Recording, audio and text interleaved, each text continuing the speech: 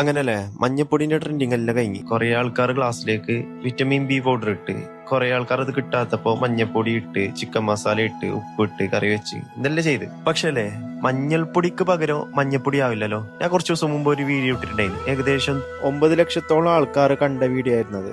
അതിൽ ഞാൻ പറഞ്ഞത് അത്ര തന്നെ, നിങ്ങൾ കഴിക്കുന്ന മഞ്ഞപ്പൊടിയാണോ മഞ്ഞൾപ്പൊടിയാണോ എന്നാണ്. ആ വീഡിയോയില് ട്രക്ക് ഡ്രൈവർ പറയുന്നത് കേരളത്തിലേക്ക് മഞ്ഞപ്പൊടി പൊടിക്കാനായിട്ട് മഞ്ഞളിന്റെ എല്ലാ കാര്യങ്ങളും എടുത്തിട്ട്, അതായത് കുർക്കുമിനും കാര്യങ്ങളൊക്കെ എടുത്തിട്ട് അതിന്റെ വേസ്റ്റ് കേരളത്തിലേക്ക് പൊടിക്കാനായിട്ട് കൊണ്ടുവരുന്നുള്ള ഒരു വീഡിയോ ആയിരുന്നു അത്.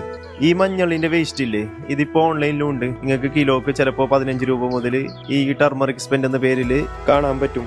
ആരോഗ്യപരമായിട്ട് കുറെ ഉപകാരമുള്ള ഒരു സാധനമാണ് ഈ മഞ്ഞള്. അതിന് കാരണം അതിലടങ്ങിയിട്ടുള്ള കുർക്കുമിൻ മാത്രമാണ്. അപ്പോ ഈ കുർക്കുമിന്റെ ബെനിഫിറ്റ് അറിയുന്നത് കൊണ്ടാണ് ഈ കുർക്കുമിൻ എക്സ്ട്രാക്ട് ചെയ്തെടുത്തിട്ട് ബാക്കിയുള്ള സാധനം നമുക്ക് കിട്ടുന്നത്. നമ്മളെ ഹസ്ബി മില്ലിൽ ഈ മാതിരി ഷോർട്ട് കട്ട് ഒന്നും എടുക്കില്ല. കർഷകരിൽ നിന്ന് നല്ല റേറ്റ് തന്നെ കൊടുത്തിട്ട് നല്ല കുർക്കുമിൻ കണ്ടന്റ് ഉള്ള മഞ്ഞളാണ് ഞങ്ങൾ എടുക്കുന്നുള്ളത്. അതുകൊണ്ട് മാത്രമാണ് അതിന്റെ കുർക്കുമിൻ മാത്രമല്ല അതിന്റെ മണമോ കളറോ ഒന്നും നഷ്ടപ്പെടാതെ നിങ്ങളിലേക്ക് എത്തിക്കാൻ ഞങ്ങൾക്ക് സാധിക്കുന്നത്. മഞ്ഞളിന്റെ വേസ്റ്റിലേക്ക് കുറച്ച് കളറും കൂട്ടിയിട്ട് കിട്ടുന്ന മഞ്ഞപ്പൊടി മതിയോ അതോ നിങ്ങളുടെ കുടുംബത്തിന് യഥാർത്ഥ മഞ്ഞൾപ്പൊടി മതിയോ എന്ന് നിങ്ങൾക്ക് തീരുമാനിക്കാം.